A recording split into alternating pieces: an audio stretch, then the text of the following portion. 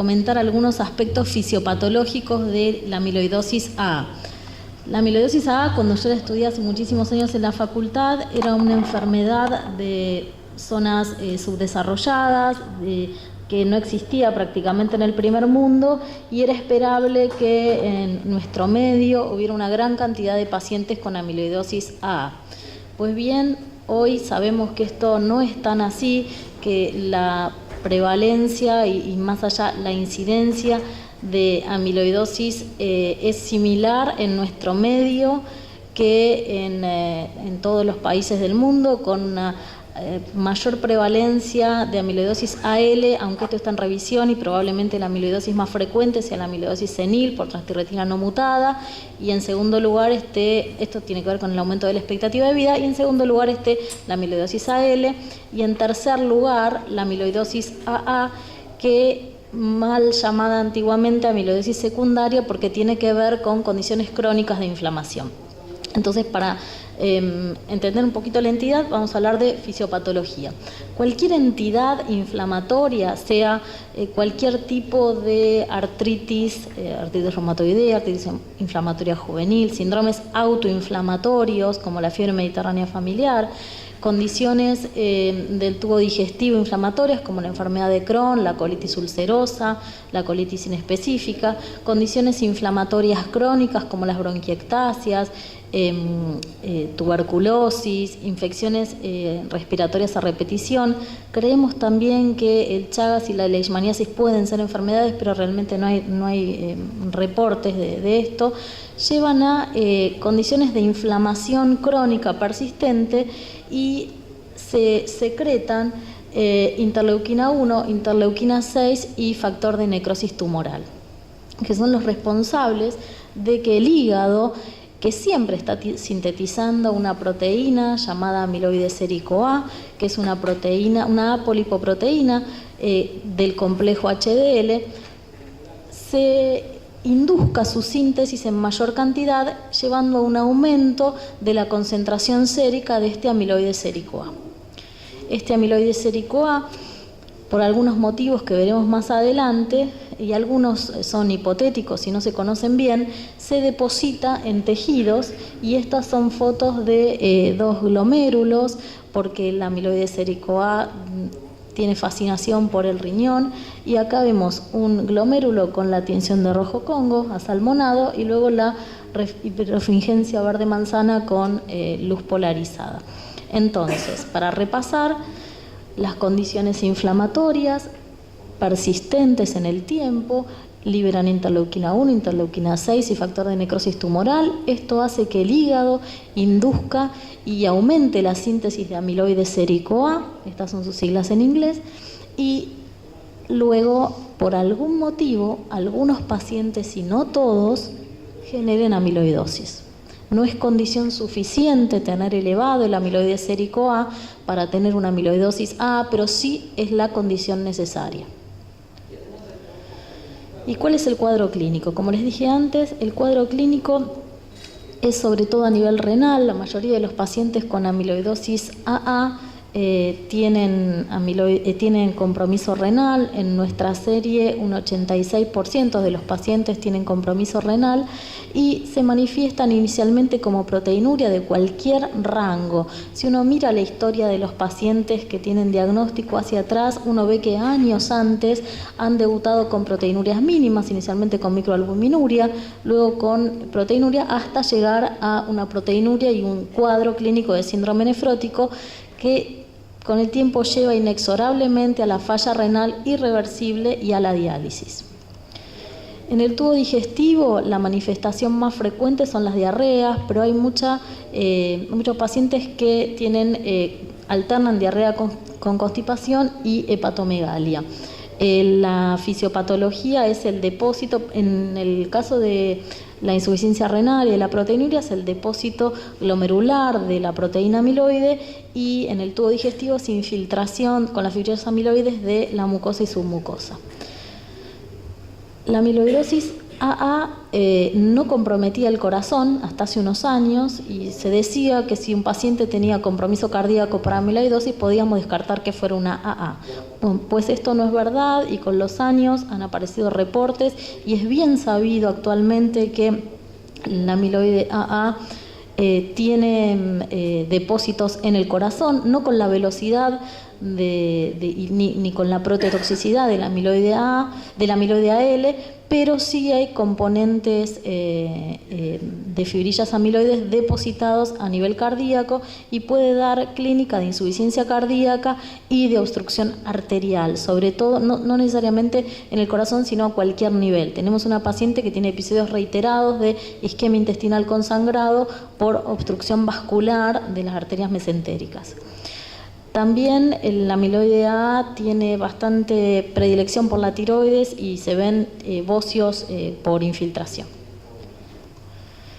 ¿Cómo se hace el diagnóstico? Entonces, en la evaluación necesitamos una biopsia, que es el gold standard para el diagnóstico de amiloide, y acá vamos a ver la clásica biopsia de glomérulo con una tinción de rojo Congo con color asalmonado. Este es el amiloide y esto es bien característico para el patólogo en la microscopía de luz. Cuando cambia a luz polarizada con la misma tinción de rojo Congo puede verse la birrefringencia verde manzana, puede no ser verde, puede ser amarillo anaranjada y esto hace diagnóstico de amiloidosis, sobre todo si se lo complementa con tioflavina. Pero nos dice qué causa, cuál es la tipificación de la proteína, cuál es la proteína implicada en el diagnóstico de amiloidosis, porque como hemos visto en las charlas anteriores de Marina y Soledad y en lo que comentó Patricia, no nos interesa solamente saber si el paciente tiene amiloidosis, sino que necesitamos dar un paso más para la tipificación, porque eso va a tener implicancias en el pronóstico y en el tratamiento del paciente, que en definitiva es lo que nos interesa. En el caso de la amiloidosis AA contamos con un muy buen método para diagnóstico, que es la inmunistoquímica en tejidos para amiloide A. Entonces, esta es una biopsia, esta foto es nuestra de un paciente con amiloide A positivo en una válvula cardíaca. Y otro método complementario dentro de la evaluación del paciente es la proteína SAA. Esta es una foto de la proteína SAA que, como les comentaba, es una polipoproteína del grupo de las HDL. ¿Y cuál es la utilidad práctica del amiloide sérico-A, del SAA? El SAA puede dosarse en sangre. Estamos haciendo un ensayo en el hospital de dosaje. Realmente gracias al trabajo de Patricia y Soledad estamos desarrollando la técnica porque, como ustedes saben, y somos un país muy poco importante para algunas personas de la industria, no les interesaba vendernos el reactivo, entonces Patricia y Soledad tuvieron que, porque es muy barato, porque es una enfermedad que está como catalogada de gente pobre, entonces que no pueden acceder a buenos tratamientos, entonces a la industria no le interesó vendernos el kit y Patricia y Soledad validaron un kit para poder tener esta técnica en Argentina. ¿Cuál es el valor de referencia de SAA? El valor de referencia normal, está entre 1 y 3 miligramos por litro, según distintos reportes. Hay autores que dicen que hasta 5 puede ser normal y hay otros autores que dicen que hasta 6 puede ser un valor tolerable. Lo que está claro que en estados de inflamación el nivel en sangre de SAA puede subir de 10 en adelante. De 10 está claro que esto no es normal y que el paciente tiene una condición inflamatoria, como si tuviera una elevación de la eritrosedimentación o de la proteína C reactiva, y hay reportes de pacientes que tienen hasta 2000 de elevación de SAA. Esto es importante porque en un paciente que nosotros estamos tratando un cuadro inflamatorio, nosotros podemos tener un amiloide sérico-A de base y el paciente, por ejemplo, tiene 100 de amiloide sérico-A, entonces yo trato o su enfermedad autoinmune o su infección o su inflamación, cualquiera de ellas que sea, y voy a ver si puedo llevarlo al valor de referencia de amiloide sérico-A. Normalmente estos pacientes tienen falla renal y cuando yo logro llevarlos a valores de referencia de DSA, el filtrado glomerular mejora, ¿sí? Y mejora rápidamente, en semanas. Si el paciente en uno de los controles tiene falla renal, yo voy a ver que es porque reapareció la inflamación seguramente, o puede haber otras causas. Si quiero ver si es por progresión de la enfermedad, vuelvo a medir el amiloide sérico A. Pero yo puedo anticiparme a la falla renal. Yo puedo monitorizar a mis pacientes que están bajo tratamiento, cualquiera de ellos sea, para controlar la amiloidosis A, entonces puedo dosar periódicamente o intertratamientos o intratratamientos los valores de DSA y anticiparme a la falla renal. Y si yo veo que el amiloide sérico A está elevándose, puedo programar un tratamiento antes de que el paciente recrudezca o reagudice su falla renal. Y esta es la principal utilidad en la clínica de los dosajes reiterados de amiloide sérico A.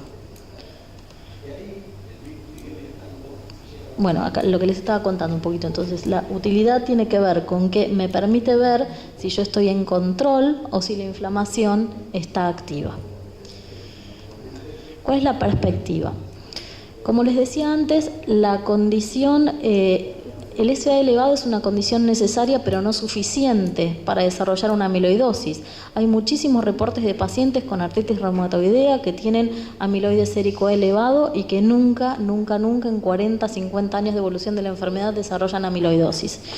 Se sabe actualmente que hay condiciones para que el SA se deposite. Tiene que ver con la acidez del medio, o sea, pacientes con falla renal tienen mayor predisposición, con cuestiones del microambiente celular, pero también se sabe que hay 5 isoformas de amiloide sérico A, 1, 2, 3, 4 y 5, que se han encontrado hace más de 10 años. Hace pocos años se sabe que el amiloide sérico A en isoforma 1 es la que tiene mayor posibilidad de producir amiloidosis en tejidos. Entonces, estas formas son hereditarias. Uno nace con una isoforma de amiloide sérico A y tiene posibilidades de tener una artritis reumatoidea, una tuberculosis, una enfermedad inflamatoria intestinal o la condición inflamatoria que fuere. Los pacientes que tienen amiloide sérico A1 en la variante 1.1, 1.2, 1.3 y 1.5 tienen mayor posibilidad de desarrollar amiloidosis. Entonces, si yo al inicio de un diagnóstico de artritis reumatoidea, por ejemplo, una enfermedad que yo sé que es crónica, que puede controlarse, hago diagnóstico de que mi paciente tiene el isogrupo de SA4, yo sé que ese paciente probablemente no va a desarrollar una amiloidosis, entonces no hay necesidad de seguirlo con SA. En cambio, si mi paciente tiene un isoforma 1, yo voy a estar mucho más alerta porque ese es el paciente que tiene riesgo en la evolución de desarrollar una amiloidosis. Así que esto es el próximo paso y el próximo desafío. Las miro a las chicas para ver si podemos desarrollar esto. Una curiosidad, como decía Sole, es que las isoformas 4 y 5 pueden mal plegarse y dar lugar a amiloidosis hereditaria, pero realmente esto hay muy pocos reportes. Y dentro de la evaluación, siempre que yo detecto una amiloidosis, como decía, tengo que ir a buscar el riñón, tengo que ir a buscar el corazón y los órganos endocrinos y cualquier otro órgano que pueda estar afectado. 2 palabras de tratamiento. Como hablamos antes, vuelvo a la primera foto de la fisiopatología. Para tratar esta enfermedad, yo tengo 2 opciones terapéuticas fisiopatológicas. Una es bloquear la inflamación y la otra es sacar el amiloide donde están los tejidos. Para sacar la inflamación, yo tengo que tratar la enfermedad de base y en ese caso cuento con tuberculostáticos si el paciente tiene tuberculosis, antibióticos si el paciente tiene infecciones crónicas o bronquiectasias, anti-TNF, anti-interleuquina 1, anti-interleuquina 6 o colchicina que inhibe la migración de los neutrófilos y se utiliza sobre todo para la fiebre mediterránea familiar y síndromes autoinflamatorios. Hay un tipo de amiloidosis AA que es idiopática, quiere decir que no se encuentra ninguna causa, y este subgrupo de amiloidosis AA funciona muy bien y responde muy bien al tratamiento con cualquier anti-TNF, anti-interleuquina, pero sobre todo con el tocilizumab, que es un anti-interleuquina 6. Como les dije también, cuento con algunos mecanismos para retirar el amiloide de tejidos. Esto es a nivel todavía experimental, pero el doctor Kyle está trabajando con un anticuerpo monoclonal contra la chaperona sustancia P, que está en todos los tipos de amiloide, y sería una perspectiva muy buena de utilización. Y puedo utilizar las dos vías de bloqueo. Estos son datos de nuestro registro. Nosotros actualmente tenemos 13 pacientes con amiloidosis, con una latencia de diagnóstico desde la enfermedad que originó la amiloidosis hasta el diagnóstico de amiloidosis de 20 años, pero el intervalo intercuartil va desde 0, quiere decir que primero aparece la amiloidosis y luego diagnosticamos la enfermedad subyacente, hasta 35 años. Tenemos pacientes también que tienen 42 años desde el diagnóstico de artritis inflamatoria juvenil hasta amiloidosis. La mayoría de nuestros pacientes tienen formas idiopáticas y esto es un problema porque es muy difícil tratarlos, porque las obras sociales no autorizan el tratamiento si no hay una causa como una artritis reumatoidea. Los motivos de consulta estuvieron relacionados fundamentalmente con la falla renal, así que llegamos un poquito tarde. Y los compromisos por órgano son, como les decía, 85% compromiso renal, 23% digestivo, 15% afectación cardíaca y 15% afectación tiroidea. Las conclusiones de esta charla es que es muy importante hacer diagnóstico específico. No le podemos hacer quimioterapia para un mieloma múltiple, un paciente que tiene una amiloidosis AA. Eso lo vemos, es parte de nuestra práctica. Vemos pacientes que recibieron varios ciclos de quimioterapia no teniendo ninguna enfermedad oncológica ni clonal, solo porque tiene amiloidosis y la amiloidosis se trata con quimioterapia. Es muy importante adelantarse al compromiso renal. Es muy importante el seguimiento con amiloides ericoa. Y finalmente les muestro una foto de nuestro grupo. Nosotros creemos que hay que trabajar transdisciplinariamente con grandes equipos, con gente motivada. Y bueno, también no somos tan serios como Sole y también nos divertimos. Así que bueno, esta es una foto de... A ver, ¿no sale nuestra foto? No sale nuestra foto. Ahí está. Estos somos nosotros, también nos divertimos, no solamente hacemos amiloidosis. Muchas gracias.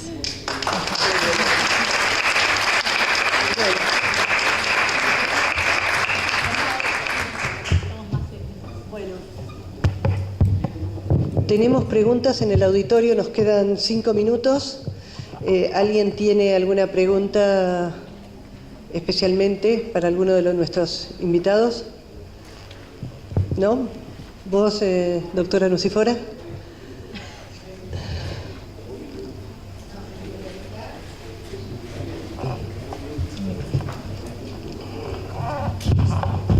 Ante todo, quiero felicitar a la mesa porque ha sido excepcional y la charla de la doctora nos ha abierto un mundo al que todavía no llegamos. Estamos aspirando todavía a un escalón anterior, pero bueno, esto es fantástico.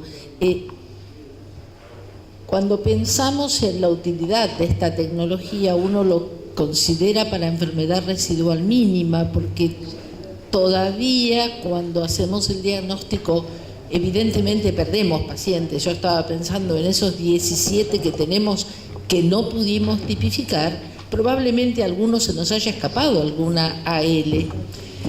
Nuestra capacidad de diagnóstico pasa también en parte por la citometría de flujo de la médula ósea, donde podemos determinar plasmocitos clonales. La tecnología de los nuevos estudios es, por lo visto, más sensible como para determinarla, y cómo ustedes la emplean. ¿Se emplea de rutina en el tratamiento?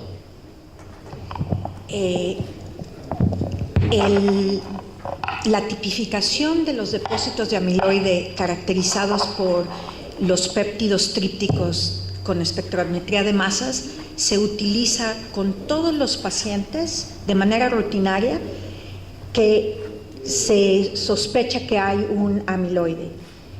Y entonces en la Clínica Mayo todos los pacientes que son vistos por hematólogos, cardiólogos, nefrólogos, incluso neurólogos, mandan las muestras de la biopsia de tejido adiposo.